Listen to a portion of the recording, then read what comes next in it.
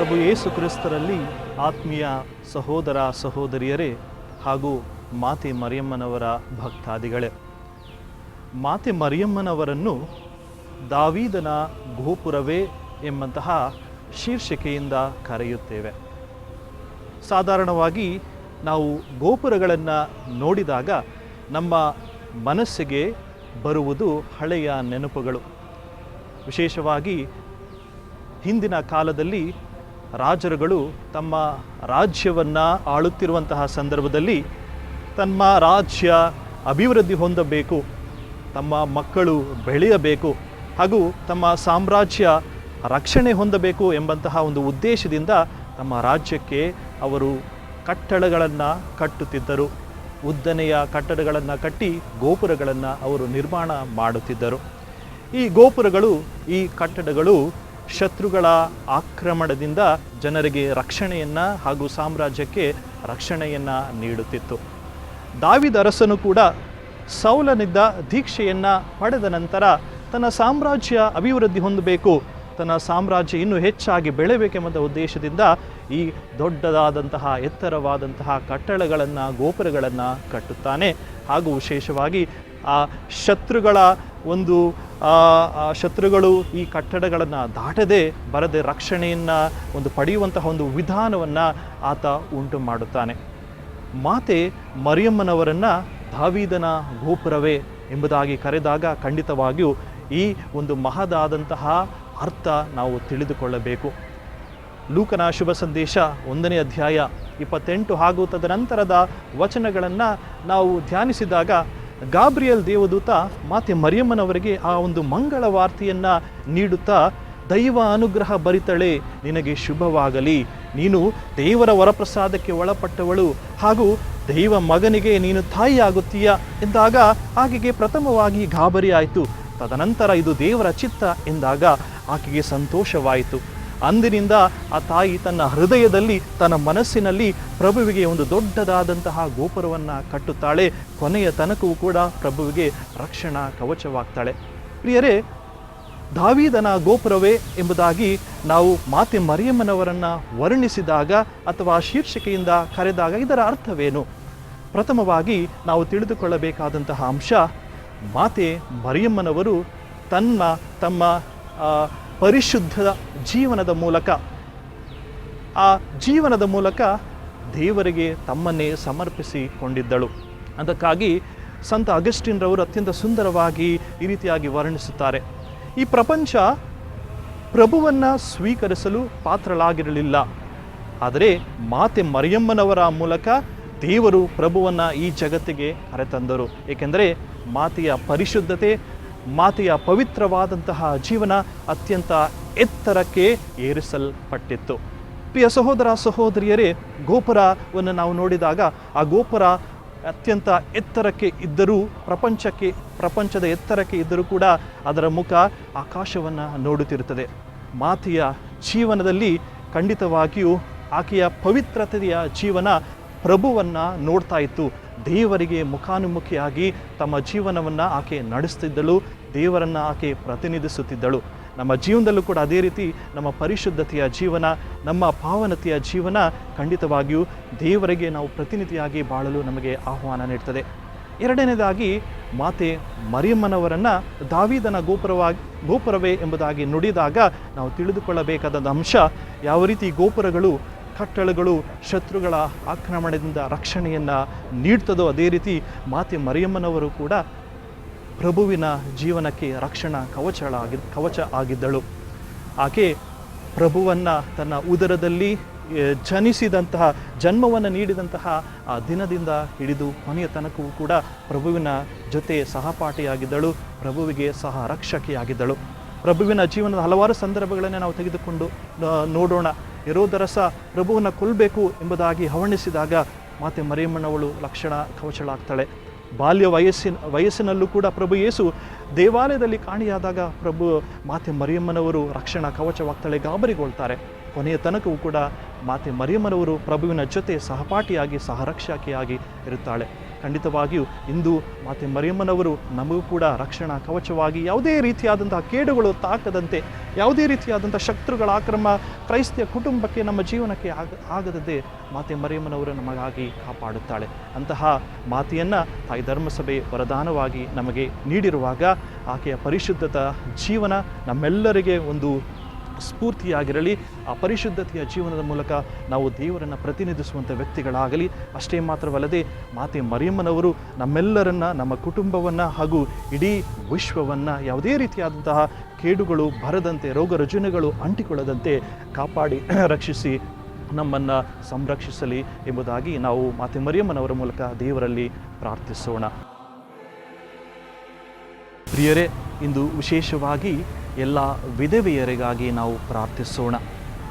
ತಮ್ಮ ಪತಿಯನ್ನು ಕಳೆದುಕೊಂಡು ನಿರಾಸೆಯ ಜೀವನವನ್ನು ನಡೆಸುತ್ತಿರುವಂತಹ ಇವರಿಗೆ ದೇವರು ವಿಶೇಷವಾದಂತಹ ಆಶೀರ್ವಾದವನ್ನು ನೀಡಲಿ, ಒಳ್ಳೆಯ ಆರೋಗ್ಯ ಭಾಗ್ಯವನ್ನು ಕರುಣಿಸಲಿ ಹಾಗೂ ವಿಶೇಷವಾಗಿ ಅವರ ಜೀವನಕ್ಕೆ ಬೆಳಕನ್ನು ನೀಡಿ ಸ್ಫೂರ್ತಿಯನ್ನು ನೀಡುತ್ತಾ ಅವರ ಜೀವವನ್ನು ನಂದಾದೀಪವನ್ನಾಗಿ ಮಾರ್ಪಡಿಸಲಿ ಎಂಬುದಾಗಿ ನಾವು ಮಾತೆ ಮರಿಯಮ್ಮನವರಲ್ಲಿ ಭಕ್ತಿಯಿಂದ ಬೇಡಿಕೊಳ್ಳೋಣ.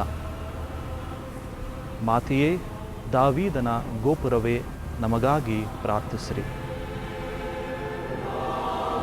ನಮೋ ಮರಿಯ, ಪ್ರಸಾದ ಪೂರ್ಣೆ, ಪ್ರಭು ನಿಮ್ಮೊಡನೆ ಇದ್ದಾರೆ, ಸ್ತ್ರೀಯರಲ್ಲಿ ನೀವು ಧನ್ಯರು ಮತ್ತು ನಿಮ್ಮ ಉದರದ ಫಲವಾದ ಯೇಸು ಧನ್ಯರು.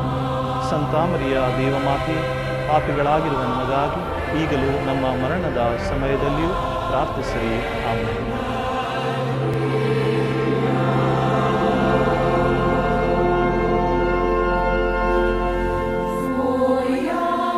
மரியே வாழ்க. அன்னையின் பக்தர்களே, மே மாதம் முழுவதுமே அன்னைக்காக அர்ப்பணிக்கின்ற இந்த நாட்களிலே நாம் அன்னைக்காக புகழ் பாடலிலே தாவீது அரசரின் கோபுரமே என்று அன்னைக்கு பலவிதமான பெயர்களை நாம் புதுப்பிக்கின்றோம். ஆனால் இன்று ஏன் அன்னைக்காக அர்ப்பணிக்கின்ற அந்த புகழ் பாடலில் தாவீது அரசரின் கோபுரமே என்று எதற்காக அன்னை நாம் அழைக்கின்றோம் என்பதை உங்களோடு நாம் சிந்திக்க உங்களை நான் அழைக்கின்றேன். அன்பின் சிகரம் கடவுள், பாசத்தின் நேசம் அன்னை. அன்பே என்றால் அழகு, பாசம் என்றால் நேசம். அன்பும் பாசமும் இணைந்ததுதான் வாழ்க்கையில் ஒரு மகிழ்ச்சி தரமான வாழ்க்கை. கடவுளும் அன்னையும் இருவருமே ஒன்று சேர்ந்தால் அது ஒரு உச்சக்கட்டத்தின் கோபுரமாக அமைகின்றது.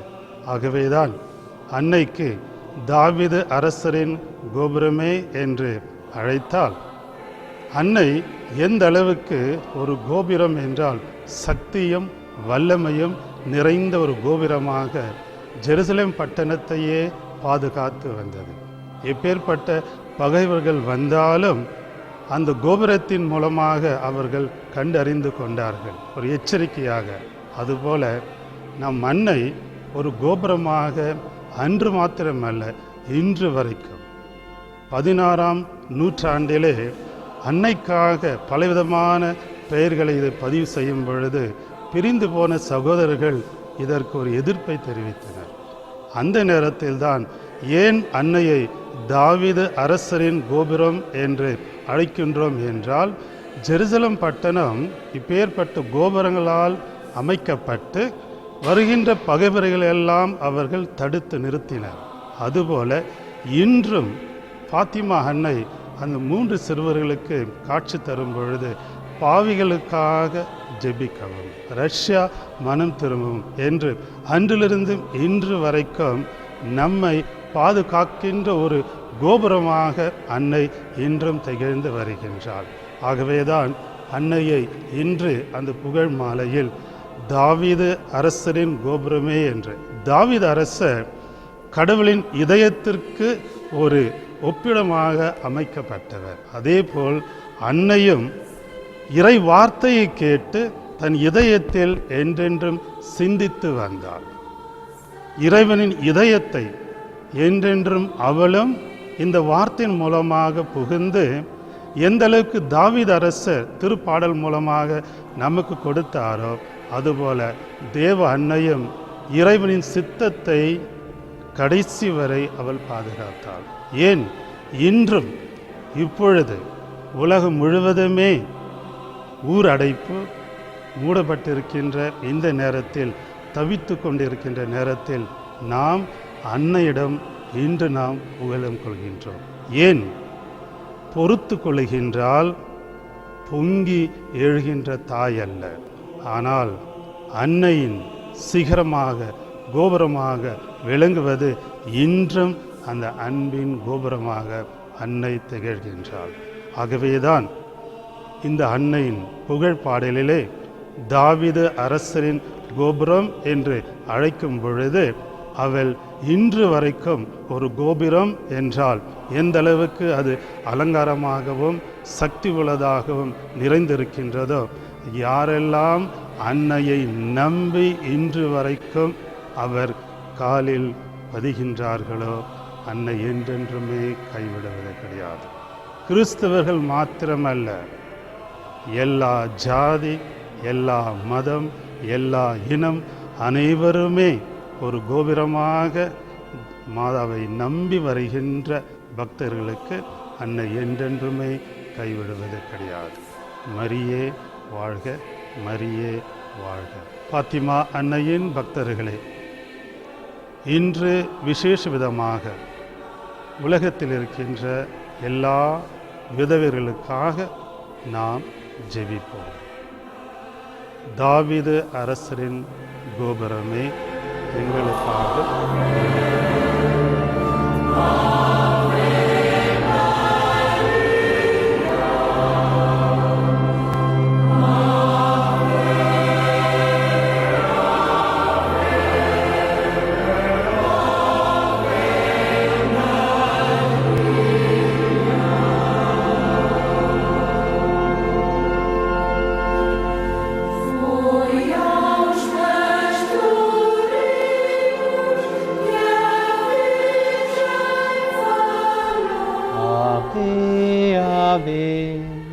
Ave Maria, Ave, Ave, Ave Maria.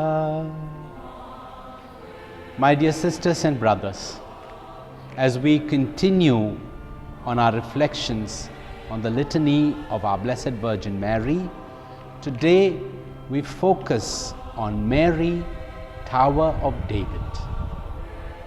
What is the role of a tower? A tower is meant to protect. A tower is meant for watchfulness against invaders. Thirdly, a tower is adorned with precious shields. The Tower of David in Jerusalem was precisely built for these reasons. Today, when we call Mary as Tower of David, we will see how Mary fulfills this role of Tower of David.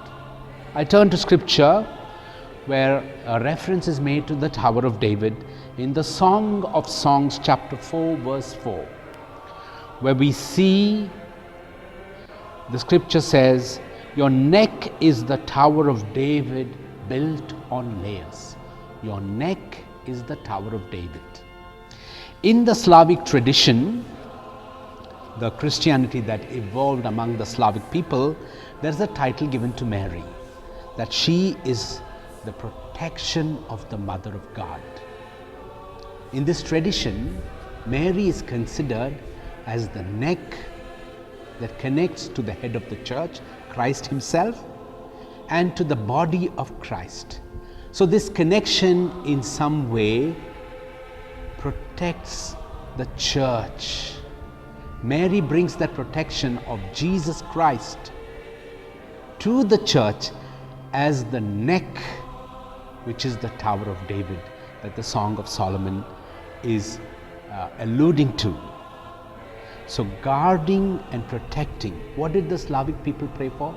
Protection from all perils, from dangers, from pestilence, from disease, from sin. Today, we seek the protection of Mary, Mother of God, from the illnesses that has plagued the world. Mary is guarding and protecting us from all peril. To emphasize Mary's role in the church, I would like to turn to the Pauline tradition, Pauline reading, Galatians chapter 4, verse 4. It's easy to remember. From Songs chapter 4, verse 4, we come to Galatians chapter 4, verse 4. Here we see, Paul says, that in the fullness of time, God has sent His Son, born of a woman, born a subject of the law, to redeem the subjects of the law. So God has predestined that Jesus Christ, the second person of the Trinity, will be born of a woman, born under the law, and be subject to the law, so that we can be redeemed. What is our redemption? That we can be adopted as children of God. And Mary's role is very important there. Her motherly role, her intervention, where we can become children of God. There are two things here that the Tower of David will allude to.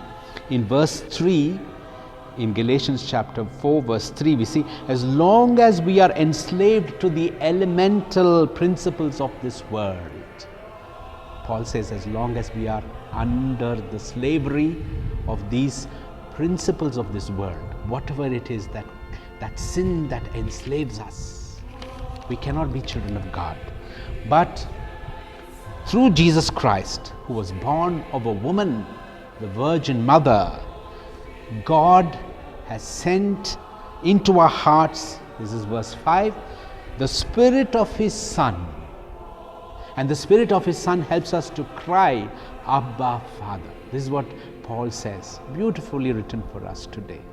So Mary is that connection, that tower that connects us between Christ and the body of the church, we as its members. A beautiful writing by St. Augustine, who says that Mary conceived Jesus in her heart before she conceived Him in her womb. She is the model par excellence, and being the tower, she is a great strength for us, a strength to fight temptation.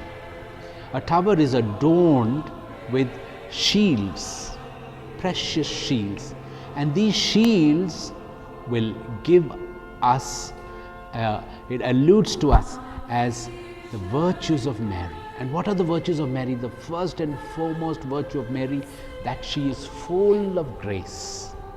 And because she is full of grace, she intervenes on her behalf whenever we are in trials, we are in temptations, we want to fight sin. That Mary, our mother who's full of grace, helps us overcome every temptation. And as a tower, she stands with us as a defense, as a protector, to overcome this temptation and sin. May the grace of God be always on us, like it was on Mary. And as we befriend Mary and pray for her intercession, we become like her, little towers of defense against sin. As long as Mary is the Tower of David, the kingdom of God, the church can never be overcome by disease, by sin, or anything that is against the will of God. Amen. Today let us pray for widows and widowers. May Mary, the Tower of David, be their protection and help. Amen. Mary, Tower of David, pray for us. Hail Mary, full of grace, the Lord is with thee. Blessed art thou amongst women, and blessed is the fruit of thy womb, Jesus. Holy Mary, Mother of God, pray for us sinners, now